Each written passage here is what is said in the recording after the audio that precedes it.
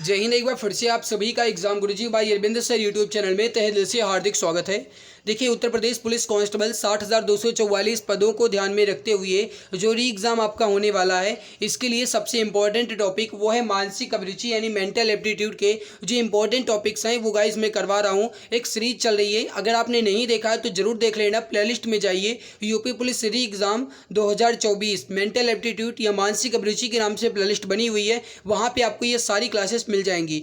ये गाइज एक ऐसा इंपॉर्टेंट और ट्रेंडिंग टॉपिक है जिससे आपके सवाल जो हैं ये पूछे ही जाएंगे। अगर आप यूपी पुलिस री एग्ज़ाम को ध्यान में रखते हुए तैयारी कर रहे हैं तो आप यूपी पुलिस 17 और 18 फरवरी का पेपर जरूर दिए होंगे। 17 और 18 फरवरी का अगर पेपर देखा जाए तो उसमें इन चारों पालियों को मिला करके 52 सवाल पूछे गए थे मानसिक अभिरुचि से ही। तो मतलब अगर कहा जाए तो लगभग 12-13 सवाल जो है एक एक शिफ्ट में आए थे, तो एक इंपॉर्टेंट टॉपिक बन जाता है। 12 सवाल मतलब 24 नंबर, और 24 नंबर का बहुत ज़्यादा मतलब होता है, ये बात आप जानते हैं। पॉइंट का मतलब बहुत है, वो तो 24 नंबर है। चलिए आज के इंपॉर्टेंट टॉपिक की शुरुआत करते हैं। ये देखिए, मानसिक अभिरुचि यानी मेंटल एप्टीट्यूड के जो सिलेबस दिए गए हैं यूपी पुलिस में, उन सिलेबस को आप देख लीजिए, जिसमें आपका पब्लिक इंटरेस्ट यानी जनहित जो है ये कंप्लीट हो चुका है। कानून और शांति व्यवस्था अभी जस्ट कंप्लीट होने वाला है। सांप्रदायिक सद्भाव जो है ये आपका कंप्लीट करवाएंगे। मेरे प्यारे भाई, इसमें कंप्लीट क्या क्या हो चुका है वो मैं आपको बता देता हूँ। आपका जनहित यानी पब्लिक इंटरेस्ट ये कंप्लीट हो चुका है। क्राइम कंट्रोल यानी अपराध नियंत्रण ये आपका कंप्लीट हो चुका है। पुलिस प्रणाली यानी कि पुलिस सिस्टम ये आपका कंप्लीट हो चुका है। तो ये 3 टॉपिक जो है आपके ये कंप्लीट हो चुके हैं। जो आज आपका कंप्लीट होगा ये कानून और शांति व्यवस्था यानी लॉ एंड ऑर्डर कंप्लीट करने वाले हैं। तो चलिए शुरुआत करते हैं आज के इस important topic law and order यानी कानून और शांति व्यवस्था के बारे में। देखिए, सबसे पहले मैं कुछ इंपॉर्टेंट टॉपिक्स या फिर कुछ इंपॉर्टेंट पॉइंट्स मैं आपको बता देता हूं। उसके बाद में यहाँ पे जो भी सवाल आपके पूछे गए हैं, चाहे यूपी पुलिस में पूछे गए हों या फिर यूपीएसआई में पूछे गए हों, उन्हें हम कंप्लीट करेंगे। और इंपॉर्टेंट टॉपिक और इंपॉर्टेंट क्वेश्चंस को ध्यान में रखते हुए सभी इंपॉर्टेंट टॉपिक और क्वेश्चंस को एक बार जल्दी से हम देख लेते हैं। तो चलिए हम सबसे पहले यहाँ पे आपको बता देते हैं कानून और शांति व्यवस्था के बारे में कुछ इंपॉर्टेंट पॉइंट्स। देखिए, कानूनी एवं व्यवस्था किसी भी लोकतंत्र के लिए एक आवश्यक एवं संवेदनशील मुद्दा है।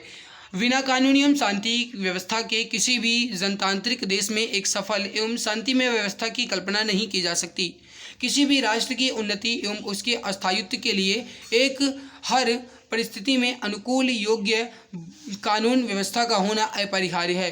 बेहतर कानून व्यवस्था अच्छे समाज और माहौल का निर्माण करती है। देश की आंतरिक सुरक्षा से संबंधित खतरों से निपटने की जिम्मेदारी जो है यह गृह मंत्रालय की होती है। आपने गाइस एक बात ध्यान से सुना होगा या फिर आपने ध्यान से देखा होगा कहीं भी, जब आपने देखा है कि एक बार संसद में हमला हो गया था तो उसके लिए गृह मंत्रालय को ही दबोचा गया था कि संसद में हमला क्यों हुआ, क्योंकि जो आंतरिक सुरक्षा की जिम्मेदारी है यह गृह मंत्रालय यानी होम मिनिस्ट्री को ही दिया जाता है। गृह मंत्रालय अपराध न्याय प्रणाली के सफल क्रियान्वयन के लिए कानून का निर्माण करता है, और इन कानूनों का क्रियान्वयन करने हेतु देश की पुलिस व्यवस्था जवाबदेह संस्था है। पुलिस व्यवस्था का मुख्य कार्य अपराधों की रोकथाम करना और शांति को बहाल करना है। अनुच्छेद नंबर 246 के तहत पुलिस व्यवस्था की जिम्मेदारी राज्यों को दी गई है, और राज्य सरकारें ही पुलिस व्यवस्था से संबंधित कानून बनाती हैं। अगर सवाल ये पूछा जाए कि राज्य सरकार ही पुलिस व्यवस्था से संबंधित कानून बनाएगी, ये संविधान के किस आर्टिकल में दिया गया है, तो आर्टिकल नंबर 246 में। केंद्र सरकार के पास सेना, अर्धसैनिक बल, केंद्रीय पुलिस बल, खुफिया विभाग, केंद्रीय जांच ब्यूरो इत्यादि से संबंधित विशेषाधिकार हैं, और ये केंद्रीय सूची के तहत आते हैं, एवं इनसे संबंधित कानून बनाने का अधिकार केंद्र सरकार के पास है। श्रीमती इंदिरा गांधी की हत्या के पश्चात उपजे हालात से निपटने के लिए केंद्र सरकार ने आतंकवादी घटनाओं को रोकने के लिए 1986 यानी 1986 में राष्ट्रीय सुरक्षा गार्ड यानी जो एनएसजी है, नेशनल सिक्योरिटी गार्ड, इनकी स्थापना की गई, और ये सुरक्षा गार्ड भारतीय सेना के प्रशिक्षित सैनिक होते हैं। गृह मंत्रालय के अंतर्गत आने वाली नोडल एजेंसी राष्ट्रीय अपराध रिकॉर्ड ब्यूरो यानी एनसीआरबी अपराधों को बेहतर ढंग से रोकने और नियंत्रित करने की उचित रणनीतियों को तैयार करने में राज्यों की सहायता करने के उद्देश्य से अपराध संबंधित आंकड़े एकत्रित करने और संकलित करने और विश्लेषण करने का कार्य करती है।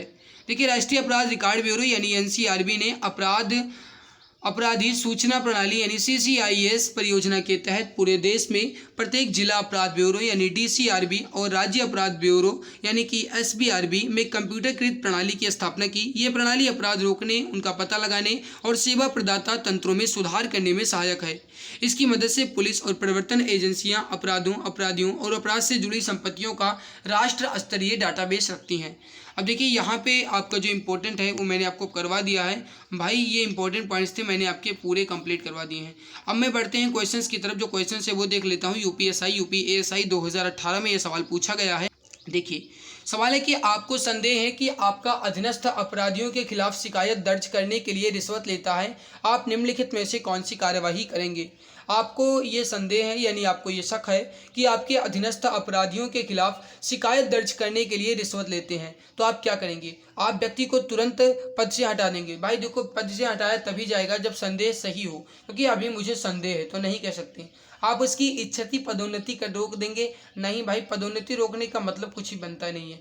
आप सत्यापित करेंगे कि संदेह सही है या फिर नहीं। ये आपका सही आंसर है। यानी हम सबसे पहले यही जानने की कोशिश करेंगे कि जो हमने शक किया है या हमें जो संदेह लग रहा है क्या यह सही है या फिर नहीं। अगर सही है तो फिर आगे की प्रक्रिया बढ़ाई जाएगी। राइट उत्तर होगा आपका ऑप्शन सी। अगला सवाल आपके सामने, क्वेश्चन नंबर 2 आपके सामने क्या कह रहा है, सवाल को समझने की कोशिश कीजिएगा। एक लोकप्रिय नेता द्वारा संबोधित की जाने वाली राजनीतिक रैली की सुरक्षा व्यवस्था हेतु आप प्रभारी अधिकारी हैं। अपने काम को प्रभावी ढंग से करने के लिए आपको क्या करना चाहिए। कहने का मतलब यह है कि आप एक लोकप्रिय नेता के द्वारा संबोधित की जाने वाली राजनीतिक रैली की सुरक्षा व्यवस्था के लिए एक प्रभावी के रूप में कार्य कर रहे हैं और इसमें आप उसके व्यवस्था को रोकने के लिए, प्रभावी ढंग से काम करने के लिए आप इसमें से क्या कार्रवाई या फिर क्या काम करेंगे। सेना और सीमा सुरक्षा बल की सहायता लेंगे। देखो भाई, ये सीमा और सीमा सुरक्षा बल जो है यानी कि यहाँ पे जो CAPF है ये नहीं आएगी, है ना। तो रैली के लिए ऐसा नहीं है, वो केवल और केवल भाई बॉर्डर या फिर देश की रक्षा करते हैं बाहर से। स्थानीय उपद्रवियों पर नज़र रखना। हम स्थानीय उपद्रवियों पर नज़र कैसे रख पाएंगे, जब मुझे ये पता होगा कि स्थानीय उपद्रवी कौन है तभी हम नज़र रख पाएंगे, तो ये भी गलत है। मौसम स्थिति पर जानकारी। मौसम स्थिति पर जानकारी, मौसम स्थिति का कोई मतलब नहीं है। रैली आयोजित करने के लिए स्थानीय अधिकारियों की मंजूरी, ये भी नहीं है। राइट उत्तर बी ही होगा आपका, स्थानीय उपद्रवियों पर नजर रखना। हमें लगा कि आगे और भी कोई सटीक उत्तर बैठेगा लेकिन कोई भी नहीं बैठा, तो वी आंसर राइट होगा, स्थानीय उपद्रवियों पर नजर रखेंगे। अगर पता चलता है तो भी, नहीं पता चलता है तो भी। अब देखिए, अभी मैंने जस्ट बताया कि स्थानीय उपद्रवियों का पता रखेगा हम तभी नजर रख पाएंगे, लेकिन अगर आपने ऑप्शन सी पढ़ा, ऑप्शन डी पढ़ा, तो ऑप्शन सी और डी में कुछ भी ऐसा नहीं कहा गया कि जिससे हम स्थानीय जो रैली हो रही है उसको व्यवस्थित कर सकें। तो अगर आप चारों ऑप्शन को पढ़ेंगे तो ऑप्शन बी ही आपका सटीक मिलेगा। मेरे भाई एक बात मैं आपको बता दूं कि जो आपका ये सवाल होता है मानसिक अभिरुचि वाला, इसमें चारों ऑप्शन को पढ़ना जरूरी होता है। अगर आप चारों ऑप्शन को पढ़ोगे तभी सटीक उत्तर मिल पाएगा, क्योंकि जो ऑप्शन है ये पहले ऑप्शन यानी ए से लेकर डी तक सभी ऑप्शन आपको सही ही लगेंगे। इस वजह से चारों ऑप्शन को देखने के बाद जो सबसे सटीक उत्तर मिले उसी को चिन्हित करना होता है। अगला सवाल आपके सामने है कि निम्नलिखित में से किन परिस्थितियों में पुलिस सामान्यतः मदद करेगी। आपको ये बताना है कि निम्नलिखित में से किस परिस्थिति में पुलिस जो है ये सामान्यतः मदद करे। यूपीएसआई ASI 2018 में ये सवाल पूछा गया है। देखिए, जब अमीर और नामी हस्तियों को आम आदमी द्वारा नुकसान पहुँचाया जाता है केवल तभी, ऐसा नहीं है। यदि सरकारी अधिकारी लूट लिया जाता है केवल तभी पुलिस की कार्रवाई करनी होगी, ऐसा नहीं है भाई सरकारी अधिकारी लूटे तभी हम काम करेंगे, नहीं ऐसा बिल्कुल नहीं। जब भी कानून और व्यवस्था भंग होती है तो पुलिस मदद करेगी, ये केवल तभी मदद करेंगे जब राजनीतिक अशांति हो, नहीं। राइट उत्तर होगा कि जब भी कानून और व्यवस्था भंग होगी तभी पुलिस मदद करेगी। राइट उत्तर होगा आपका ऑप्शन नंबर सी। अगला सवाल है कि अल्पसंख्यकों को के प्रति रवैया सांस्कृतिक और शैक्षणिक अधिकार इसलिए बनाए गए ताकि अल्पसंख्यकों का विकास हो गए, या फिर कहा जाए कि समाज की विविधता को संजोया जा सके, या अपने राष्ट्र की रक्षा के लिए, या फिर बहुसंख्यकों का विकास हो सके इसके लिए। राइट उत्तर होगा कि अल्पसंख्यकों का विकास हो सके। ऑप्शन ए आपका राइट आंसर हो जाएगा। यूपीएसआई रैंकर परीक्षा में पूछा गया सवाल है। अगला देखिए सवाल नंबर 5, किसी जनतांत्रिक देश में सफल और शांतिमय शासन व्यवस्था के लिए क्या आवश्यक है। सवाल समझने की कोशिश कीजिएगा। सवाल क्या कह रहा है, किसी जनतांत्रिक देश में सफल और शांति में शासन व्यवस्था के लिए क्या आवश्यक है। कानून और शांति व्यवस्था, ठीक है। कानून और अराजकता, अराजकता नहीं। बेहतर कानून एवं शांति व्यवस्था, ये आपका सही होगा। मैंने जस्ट पहले आपको बताया कि आपको सभी ऑप्शन पढ़ना जरूरी है। अगर आपने केवल और केवल पहला ऑप्शन ही पढ़ा तो आप पहले ऑप्शन को ही टिक कर पाओगे, क्योंकि कानून और शांति व्यवस्था जरूरी है। लेकिन ऑप्शन सी में दिया गया है कि बेहतर कानून और व्यवस्था, तो हमें बेहतर की ही तलाश करनी होती है। ऑप्शन सी आपका राइट आंसर होगा। अगला है कि कानून और शांति व्यवस्था की विफलता का परिणाम क्या है। इसका आंसर आप बताएंगे, राइट उत्तर क्या होगा। कानून और शांति व्यवस्था की विफलता का परिणाम क्या है, यानी अगर कानून और शांति व्यवस्था विफल हो जाती है तो इसके हमें रिजल्ट्स क्या मिलेंगे, ये आपको बताना है। राइट उत्तर यहाँ पे क्या हो जाएगा, फटाफट आंसर बताइए, सही आंसर यहाँ पे क्या हो जाएगा, समझिएगा। अगर आप पहला ऑप्शन देखो तो अराजकता, बिल्कुल मेरे भाई अराजकता फैलेगी। अनिश्चितता यानी कि कोई भी निश्चित नहीं हो पाएगा, ये भी आपका सही है। भयपूर्ण वातावरण यानी कि हमेशा भय रहेंगे या फिर भयभीत रहेंगे सभी लोग, ये भी सही है। तो मतलब डी आंसर आपका राइट होगा, उपरोक्त सभी। अगला सवाल देखिए। सवाल है कि वर्तमान वैश्विक अर्थव्यवस्था वाले विश्व में वही देश आर्थिक प्रगति कर सकता है जहां पे कानून एवं शांति व्यवस्था का सफल क्रियान्वयन होता है। कानून और शांति व्यवस्था प्रायः अनियंत्रित हो जाती है। कानून एवं शांति व्यवस्था का आर्थिक प्रगति से कोई संबंध नहीं है। अब देखो, अगर आप ए एंड सी को ध्यान तो यहाँ पे आर्थिक की बात की गई, जो कि सही नहीं है। राइट होगा कानून और शांति व्यवस्था का जहाँ पे भी सफल क्रियान्वयन हो रहा है, यानी बिल्कुल बेहतरीन तरीके से कानून व्यवस्था सही चल रही है, वो जो देश है वो अब वैश्विक अर्थव्यवस्था में सबसे ऊपरी या फिर प्रगति कर सकता है। राइट उत्तर होगा आपका ऑप्शन नंबर ए। अगला है कि देश की आंतरिक सुरक्षा से संबंधित खतरों से निपटने की जिम्मेदारी किसकी है। जस्ट मैंने अभी आपको बताया कि देश में जो आंतरिक सुरक्षा है इससे संबंधित खतरों से निपटने के लिए केंद्रीय गृह मंत्रालय की जिम्मेदारी है। ए आंसर राइट होगा। अगला सवाल आपके सामने है। सवाल क्या कह रहा है कि भारत की भौगोलिक दशाओं एवं समस्याओं को ध्यान में रखते हुए संविधान निर्माताओं द्वारा कानून एवं शांति व्यवस्था की जिम्मेदारी किसको सौंपी गई है। भारत की भौगोलिक दशाओं एवं समस्याओं को ध्यान में रखते हुए संविधान निर्माताओं द्वारा कानून एवं शांति व्यवस्था की जिम्मेदारी किसे सौंपी गई है। राइट होगा आपका, ये होगा राज्य पुलिस को। राइट उत्तर हो जाएगा आपका ऑप्शन नंबर ए, राज्य पुलिस को। अगला है कि भारत में कानून एवं शांति व्यवस्था की समस्या का प्रमुख कारण क्या है। इसका आंसर आप बताएंगे, राइट आंसर क्या हो जाएगा। सही उत्तर हो जाएगा आपका ऑप्शन नंबर बी, भ्रष्टाचार एवं अपराध। सही आंसर क्या हो जाएगा आपका ऑप्शन नंबर बी। सवाल क्या कह रहा है, इसको समझने के बाद आंसर दीजिएगा। अगला सवाल है कि सामान्यतया कानून एवं शांति व्यवस्था को बनाए रखने की जिम्मेदारी किसकी है। सामान्यतया कानून एवं शांति व्यवस्था को बनाए रखने की जिम्मेदारी किसकी है। राइट आंसर हो जाएगा, ये हो जाएगा ऑप्शन नंबर ए, राज्य सरकार की। सही आंसर हो जाएगा आपका ऑप्शन नंबर ए। अगला सवाल है आपके सामने कि एनएसजी यानी कि राष्ट्रीय सुरक्षा गार्ड की स्थापना कब की गई। जस्ट मैंने अभी थोड़ी देर पहले आपको बताया, जब इंदिरा गांधी से संबंधित समस्या हुई थी तो राष्ट्रीय सुरक्षा गार्ड की स्थापना की गई थी आतंकी के समय। तो राइट होगा आपका 1986 में, यानी 1986 में। सही आंसर जो हो जाएगा आपका, ये हो जाएगा ऑप्शन नंबर सी, 1986 में। अगला सवाल आपके सामने है, सवाल वही है। अगला है कि भारत में कानून एवं शांति व्यवस्था में बाधक प्रमुख कारक क्या है। भारत में कानून एवं शांति व्यवस्था में बाधक प्रमुख कारक क्या है। सही आंसर हो जाएगा नक्सलवाद एवं क्षेत्रवाद, ठीक है। उग्रवाद एवं क्षेत्रवाद, ठीक है। जातिवाद एवं क्षेत्रवाद, ठीक है। राइट होगा डी आंसर, उपरोक्त सभी। भारत में कानून एवं शांति व्यवस्था में बाधक जो प्रमुख कारक हैं ये हो जाएंगे आपके उपरोक्त सभी। अगला है कि नक्सलवाद कानून एवं शांति व्यवस्था के लिए बड़ी चुनौती है, इससे निपटने के लिए राज्यों में तैनात किया गया है। राइट उत्तर क्या हो जाएगा। नक्सलवाद कानून एवं शांति व्यवस्था के लिए बड़ी चुनौती है, इससे निपटने के लिए राज्य में क्या तैनात किया गया है। अर्धसैनिक बल, सेना, राज्य पुलिस या फिर उपरोक्त सभी। अगर उपरोक्त सभी ना दिया जाता तो आप कहते हैं राज्य पुलिस, लेकिन अगर उपरोक्त सभी दिया गया है तो आपका ऑप्शन डी ही राइट होगा, यानी सेना, अर्धसैनिक बल, इसके अलावा राज्य पुलिस बल सभी को। क्योंकि आप यहाँ पर थोड़ा समझने की कोशिश कीजिएगा, नक्सलवाद लिखा गया है यानी आतंकी से संबंधित बात की गई है, तो मेरे प्यारे भाई तब तो आपको अर्धसैनिक बल की आवश्यकता या फिर सहायता लेना ही पड़ेगा। तो राइट होगा आपका डी आंसर, उपरोक्त सभी। अगला सवाल है कि कानून एवं शांति व्यवस्था बनाए रखने के लिए पुलिस प्रशासन को क्या करना चाहिए।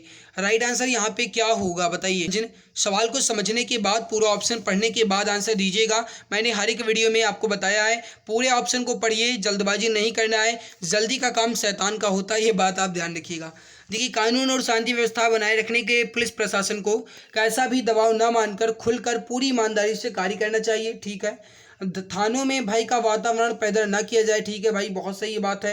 लोगों की समस्याओं तहसीलों में, थानों में, अधिकारियों के कार्यालयों में प्रातः 10 से 12 बजे तक बैठकर सुननी चाहिए और उसका निस्तारण करना चाहिए, ये भी सही है। तो मतलब यहाँ पे कहा जाए तो सभी कदम जो हैं ये पूर्ण निष्ठा व फिर निष्पक्षता से उठाना आवश्यक है। राइट होगा आपका डी आंसर, उपरोक्त सभी। अगला सवाल है कि निम्नलिखित में से कौन से कार्य को दंगा करने का अपराध माना जाएगा। इसका आंसर आप बताएंगे, निम्नलिखित में से कौन से कार्य को दंगा करने का अपराध माना जाएगा। किसी सार्वजनिक स्थान पर लोक शांति में बाधा डालने के लिए लड़ाई और हमला करना, किसी मकान में घूंसेबाजी करना, किसी सार्वजनिक स्थान पर गाली गलौज करना या फिर घर में किसी को गाली देना। हमसे सवाल क्या कहेगा, दंगा करने का अपराध माना जाएगा, तो ये आपका राइट होगा ए आंसर। किसी भी सार्वजनिक स्थान पर लोक शांति में बाधा डालने के लिए लड़ाई और हमला करना, यही आपका कार्य में दंगा करने का अपराध माना जाएगा। राइट उत्तर हो जाएगा आपका ऑप्शन ए। अगला सवाल है कि सामान्य नागरिकों के धरना प्रदर्शनों के दौरान पुलिस बल को किस प्रकार की भूमिका निभानी चाहिए। देखो, सामान्य नागरिक के धरना प्रदर्शन के दौरान सतर्क, सख्त और निरंकुश, ये सब के सब होना चाहिए। राइट होगा आपका ऑप्शन नंबर डी। यहाँ पे देखिए समझिएगा, सख्त भी होना जरूरी है, नहीं यहाँ पे सख्त होना जरूरी नहीं है, सख्त तो सही है लेकिन निरंकुश होना ये गलत है। तो यहाँ पे अगर सटीक कहा जाए तो सतर्क होना ही सबसे राइट होगा, ए आंसर राइट होगा। उपरोक्त सभी नहीं होगा, माफ करना। यहाँ पे निरंकुश जो दिया गया इसको ध्यान नहीं दिया था मैंने, तो यहाँ पे अगर निरंकुश ना होता तब आप सख्त मान सकते थे, लेकिन निरंकुश दिया गया, निरंकुश सही नहीं होगा। तो राइट होगा आपका ऑप्शन नंबर एक, केवल और केवल सतर्क होना सबसे ज़्यादा जरूरी है। नेक्स्ट सवाल है आपके सामने कि निम्नलिखित में से शांति व्यवस्था की समस्याओं के लिए कौन सबसे अधिक जिम्मेदार है। निम्नलिखित में से शांति व्यवस्था की समस्याओं के लिए सबसे अधिक कौन जिम्मेदार है। बहुसंख्यक, अल्पसंख्यक, अनुसूचित, सबके सब। बिल्कुल भाई, सबके सब जिम्मेदार हैं, डी आंसर राइट होगा। आगे बढ़ते हैं, अगला सवाल आपके सामने। उससे पहले बता दें, अगर आप नए आए हैं तो यूपी पुलिस सीरी एग्जाम के लिए एक ई बुक लाई गई है। GK, UP GK, Hindi, math, reasoning के सभी टॉपिक पूरे सिलेबस को कवर करते हुए ई बुक 60% डिस्काउंट के साथ मात्र 39 रुपये की मिल रही है। 418 पेज की ये ई बुक है, इमेज कलरफुल के साथ है। मेरे प्यारे भाई, अगर आपको लेना है तो 60% डिस्काउंट के साथ मात्र 39 रुपये में ले सकते हो। इस नंबर पर आपको व्हाट्सअप करना है 8948667652। यहाँ से आपको इस ई बुक के बारे में पूरी जानकारी, डेमो पेज, सब कुछ आपको यहाँ से इस नंबर से मिल जाएगा। तो इस नंबर पर आप व्हाट्सअप करके इसके बारे में जानकारी ले लीजिएगा। चलिए आगे बढ़ते हैं। अगला सवाल है कि निम्नलिखित में से, ये तो वही है। अगला सवाल है कि निम्न में से पुलिस बल के कौन से जवान खतरों का सामना करने में चट्टान की तरह मजबूत सिद्ध हुए हैं, बताइए। निम्न में से पुलिस बल के कौन से जवान खतरों का सामना करने के लिए चट्टान की तरह मजबूत सिद्ध हुए हैं। रेलवे सुरक्षा बल नहीं, सशस्त्र पुलिस बल ये भी नहीं। राइट होगा आपका, ये होगा ऑप्शन नंबर सी, एनएसजी यानी नेशनल सिक्योरिटी गार्ड, जिसकी स्थापना 1986 में की गई थी, 86 यानी 86 में की गई थी। और मेरे भाई राइट होगा आपका option number C, national security guard. अगला सवाल है कि निम्न में से आज के समय में बिगड़ती हुई अपराध स्थिति का दोषी आप किसे मानते हैं। निम्न में से आज के समय में बिगड़ती हुई अपराध स्थिति का दोषी आप किसे मानेंगे। समाज में व्याप्त भ्रष्टाचार, बिल्कुल सही है, क्योंकि दोषी जो है बिगड़ती अपराध का वो ये है भाई कि समाज में अगर भ्रष्टाचार ना फैले तो कोई भी दोषी, कोई भी काम गलत होगा ही नहीं। तो यहाँ पे राइट होगा आपका, समाज में व्याप्त भ्रष्टाचार को सबसे ज़्यादा अपराध स्थिति का दोषी माना जा सकता है, सी आंसर राइट होगा। अगला है कि सरकार, प्रशासन व पुलिस के भरपूर प्रयत्न के बावजूद भी कानून व्यवस्था क्यों नहीं कायम हो पाती। इसका आंसर आप बताएंगे। सही आंसर यहाँ पे क्या हो जाएगा, सरकार, प्रशासन व पुलिस के भरपूर प्रयास या प्रयत्न के बाद भी कानून व्यवस्था क्यों कायम नहीं हो पाती। पुलिस को जनता का सहयोग प्राप्त नहीं है, ऐसा नहीं कह सकते। गंभीर अपराधों के अपराधी जमानत पर शीघ्र मुक्त हो जाते हैं, ऐसा भी नहीं है। अपराध की रिपोर्ट होने पर पुलिस तत्परता से कार्रवाई नहीं करती, हम ऐसा नहीं कह सकते कि पुलिस काम नहीं करती। समाज के प्रभावशाली लोगों का संरक्षण अपराधियों को प्राप्त है, बिल्कुल सही है, डी आंसर राइट होगा। यानी अपराधियों को समाज के द्वारा की ही उनको अपराधी बनाया गया है। अगर गाइस कहा जाए तो अपराधी, जैसे अगर कहते हैं ना कि उनके घर में चोरी हो गई तो कहते हैं कि उनके घर के पड़ोसी ने ही करवाई होगी या फिर उन्होंने ही करवाई होगी। मतलब ये कहते हैं कि इसके बारे में कहीं ना कहीं कोई जानता रहा होगा कि इनके घर में कैसे घुसा जाए, तभी उनके घर में चोरी हुई है। तो मतलब कहा जाए मेरे भाई, तो समाज के जो प्रभावशाली लोग हैं यही अपराधी को संरक्षण देते हैं, और इसी वजह से चाहे जो भी कानून लाया जाए ये कायम नहीं हो पाता है। चाहे सरकार के कानून है, प्रशासन का या पुलिस के भरपूर काम किए जा रहे हैं, लेकिन फिर भी ये कायम नहीं हो पाएंगे, क्योंकि इसमें प्रभावशाली लोगों का संरक्षण जो है ये अपराधी को मिल रहा है। राइट उत्तर होगा डी आंसर। यदि बाजार में दो लोग झगड़ रहे हैं तो पुलिस अधिकारी के रूप में आप क्या करेंगे। यानी कोई आप जा रहे हैं बाजार गए हैं बढ़िया खाने घूमने टहलने के लिए, रेस्टोरेंट घूमने के लिए, और आप देखते हैं कि दो युवक जो हैं वो आपस में लड़ रहे हैं। अब आप करेंगे क्या, तुरंत उनके पास जाकर उन्हें अलग करेंगे, वहाँ उन्हें झगड़ा बंद करने के लिए कहेंगे ठीक है, चुपचाप वहाँ से हट जाएंगे। नहीं भाई, आप पुलिस अधिकारी हैं तो आप चुपचाप वहाँ से हटने के लिए बिल्कुल भी नहीं है। जिस व्यक्ति को आप जानते हैं बिना कारण जाने उसका पक्ष लेंगे व दूसरे को थाने में बंद कर देंगे, मतलब अपने दोस्त का पक्ष लेना नहीं, ऐसा नहीं है। दोनों को दो डंडे लगाएंगे, ऐसा भी नहीं है। राइट होगा, तुरंत उनके पास जाएंगे, उन्हें अलग करेंगे और उनसे कहेंगे झगड़ा बंद करो, ये सब क्या कर रहे हो। राइट होगा आपका ऑप्शन नंबर ए, झगड़ा बंद करने के लिए कहेंगे। अगला सवाल आपके सामने है कि निम्नलिखित में से कानून व्यवस्था की स्थिति सुधारने के लिए पुलिस जनता में किस तरह के सहयोग ले सकती है। इसका आंसर आप बताएंगे राइट क्या हो। सवाल समझने की कोशिश कीजिएगा। निम्न में से कानून व्यवस्था की स्थिति को सुधारने के लिए पुलिस जो है ये जनता से किस तरीके के सहयोग ले सकती है? प्रतिष्ठित नागरिक से टेलीफोन संपर्क द्वारा, बच्चों के स्कूल में जाकर शिक्षकों, बच्चों व प्रिंसिपल से मिलकर उनकी समस्याएं जानकर, खाली मकानों, बंद मकानों की सूचना लेकर जिससे चोरी की घटनाएं कम हो। ठीक है, राइट होगा आपका डी आंसर यहाँ पे सभी। Option number D correct answer हो जाएगा, उपरोक्त सभी। अगला सवाल है कि कानून एवं शांति व्यवस्था का विषय जो है किसको दिया गया है? कानून और शांति व्यवस्था का विषय जो है किसको दिया गया है? देखिए, कानून और शांति व्यवस्था का विषय जो है राज्य सूची का है, वही आंसर राइट होगा, क्योंकि राज्य सूची के अंतर्गत ही पुलिस व्यवस्था आती है और उसी में आपका कानून एवं शांति व्यवस्था भी आ जाता है। अगला सवाल है आपके सामने कि लोक न्यूसेंस की दशा में कानून व्यवस्था सुधारने का कृत्य क्या है? लोक न्यूसेंस की दशा में कानून व्यवस्था सुधारने का कृत्य क्या है? राइट होगा आपका ऑप्शन नंबर सी, कार्यपालिका संबंधी। ऑप्शन सी करेक्ट आंसर आपका हो जाएगा। दंड प्रक्रिया संहिता की धारा 144 का संबंध किससे है? मेरे भाई, अगर आपको ये हमारी मेहनत अच्छी लग रही है तो वीडियो को लाइक जरूर कर देना, क्योंकि आपकी लाइक करने से ही मुझे ऊर्जा मिल पाती है। तो मेरे प्यारे भाई, आप वीडियो को लाइक, और अगर आप चैनल पे पहली बार आएँ तो सब्सक्राइब जरूर कर लेना, ताकि जब भी कोई क्लास हो नोटिफिकेशन आपको मिलता रहे। क्योंकि एक बात आप अच्छे से जानते हो कि मुझे टाइम बिल्कुल भी नहीं पता है कि मैं क्लास आपकी कब ले लूँ। तो गाइज, मैं आपको टाइम क्या बता पाऊँगा। इस वजह से जब भी मुझे टाइम मिलता है मैं आपकी क्लास ले लेता हूँ। तो मेरे भाई, आप चैनल को सब्सक्राइब करोगे तो आपको इसका बेनिफिट मिलता रहेगा। जब भी क्लास आपकी आएगी उसका नोटिफिकेशन आपको मिलेगा और आप आसानी से क्लास देख पाओगे। इस वजह से भाई, चैनल को सब्सक्राइब करके बेल आइकन को जरूर दबा देना, ताकि क्लासेस का नोटिफिकेशन आपको समय से मिलता रहे। और अगर आपको लगता है गाइस कि सामने वाला आपके लिए मेहनत कर रहा है और अगर आपके लिए जी तोड़ अपना कीमती समय हम खर्च कर रहे हैं, तो मेरे प्यारे भाई, ये आपका कर्तव्य बनता है, ये गाइस आपकी जिम्मेदारी है कि आप हमारी इस मेहनत को और भी ज़्यादा ऊर्जा देने के लिए वीडियो को लाइक जरूर कर दें। तो एक बार सभी मित्र वीडियो को दिल की गहराई से लाइक जरूर कर देंगे, इस क्लास को प्यार जरूर दे देंगे, क्योंकि गाइस आपके इस प्यार देने से ही और आपके इस लाइक करने से ही मुझे मोटिवेशन मिल पाता है। देखिए, दंड प्रक्रिया संहिता की धारा 144 का संबंध किससे है? कानून और शांति व्यवस्था बनाए रखना, ठीक है। लोक उपचार को दूर करना, ठीक है।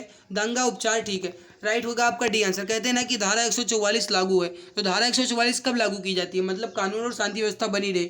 आपने देखा है कि जब आपका चुनाव नज़दीक था तब आपके इलाके में धारा 144 लागू की गई थी। क्यों? क्योंकि लोग जो हैं वो इकट्ठा ना हो पाए, दंगा जो है ये ना हो पाए, कानून व्यवस्था बनी रहे, इन सभी के लिए धारा 144 लागू की जाती है।